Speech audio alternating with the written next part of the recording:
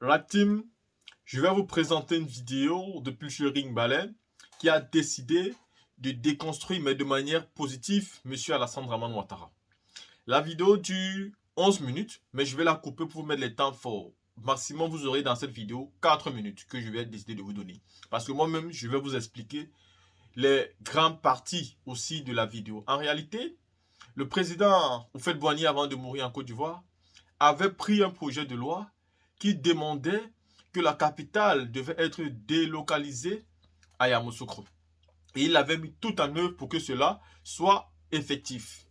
Bien évidemment, quand le président Bédié est arrivé, il a respecté ce travail et il a continué à établir un travail tout en espérant que la capitale devait vraiment partir à Yamoussoukro.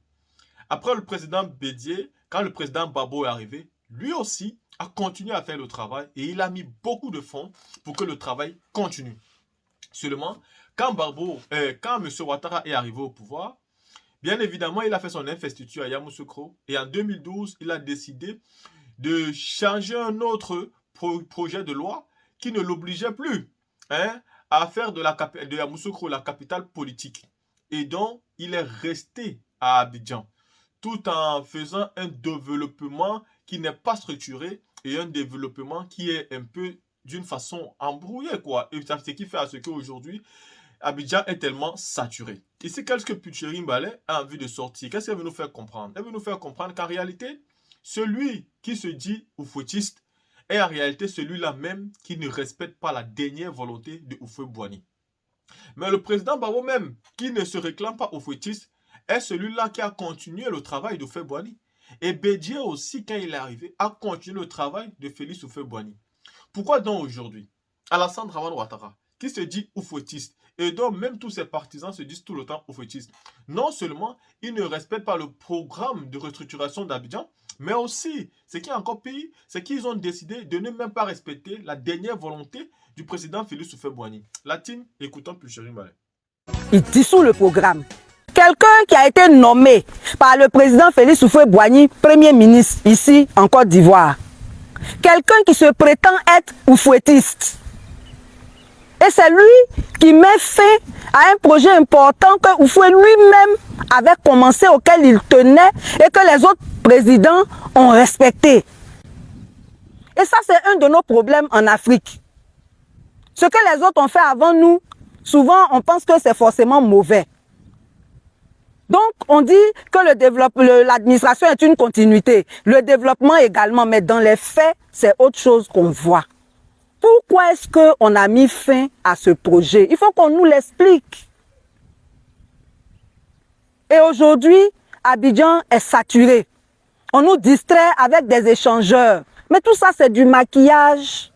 Parce que les échangeurs, là, quand on finit de tourner en haut là-bas jusqu'en là, c'est sur les artères, les mêmes artères principales de la ville là qu'on descend.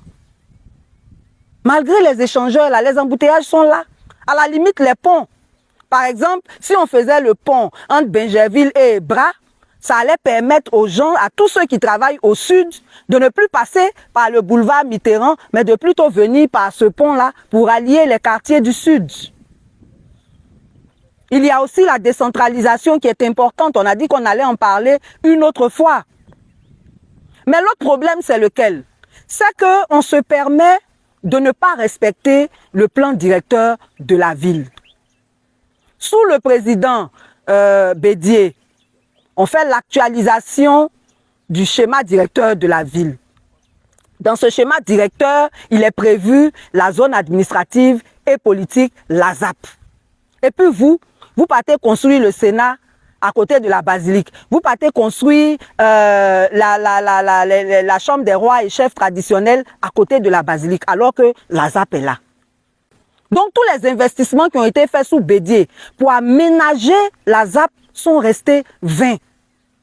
Tous les investissements qui ont été faits pour que les premières institutions soient installées ici ont été vains. Vous avez vu le bâtiment inachevé de la présidence.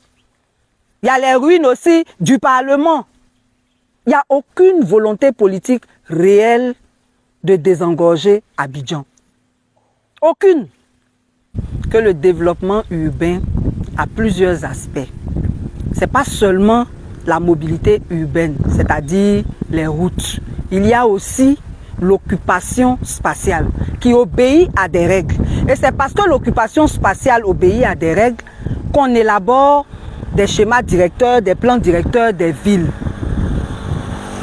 Donc, premièrement, à partir du moment où cette loi qui porte transfert de la capitale à Yamoussoukro n'a pas été abrogée, il faut qu'on l'applique.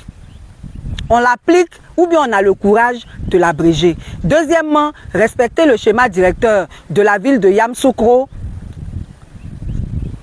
en ne construisant pas n'importe comment les édifices publics. Il y a une zone qui a été créée pour ça. Il faut respecter cette zone-là. Il faut respecter le plan directeur de la ville. Et pour terminer, j'aimerais dire que vous, en tant qu'oufouettiste, vous avez le devoir de ne pas le clamer sans le prouver. Et ressusciter le projet de transfert de la capitale à Yamoussoukro, c'est ça qui va montrer aussi votre bonne foi quand vous prétendez oufouettiste et que vous tuez le dernier projet que le président Oufoué avait lancé avant de partir. Je vous remercie et je vous donne rendez-vous pour un autre focus citoyen.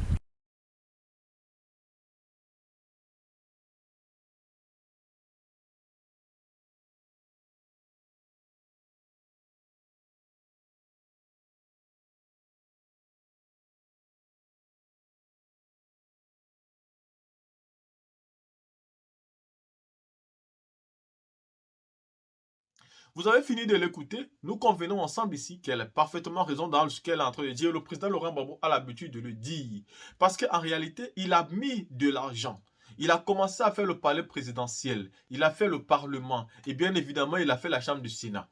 Mais Alassane Ouattara, quand il est arrivé, il a arrêté directement tous les travaux. Et pourquoi donc? Nous avons l'impression ici que parce qu'il a compris que s'il fallait faire le transfert de la capitale à Yamoussoukro, qui devait être perdant?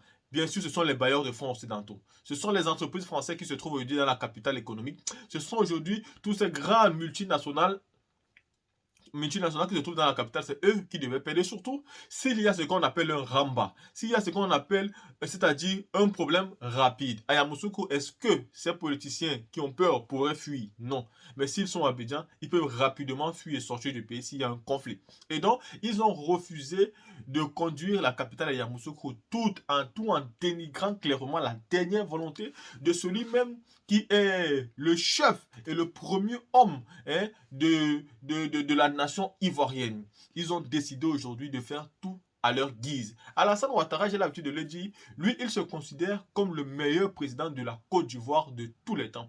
Pour lui, il n'y a jamais eu un début sans lui. Il n'y aura pas de fin sans lui non plus. Alassane Ouattara, pour lui, il n'y a que la mort qui peut l'empêcher d'être le président en Côte d'Ivoire. Et mieux encore, il pense qu'il est le meilleur et que même Félix Houphouët-Boigny n'est rien devant lui. Pourtant, c'est le président Félix Houphouët-Boigny qui a fait de lui Premier ministre en Côte d'Ivoire. Et nous tous nous savons où il venait, qu'il était Premier ministre. Pourquoi maintenant, celui-là même, dont je parle du président Gbagbo spécialement, qui ne se revendique pas de Houphouët-Boigny, a quand même continué ce que la loi disait, le projet de loi que le président Félix Houphouët-Boigny avait voté. Pourquoi le président Bédi avait continué et pourquoi seul Alassane Ouattara refuse de respecter la dernière volonté de Félix Houphouët-Boigny? La team, à vous d'en juger.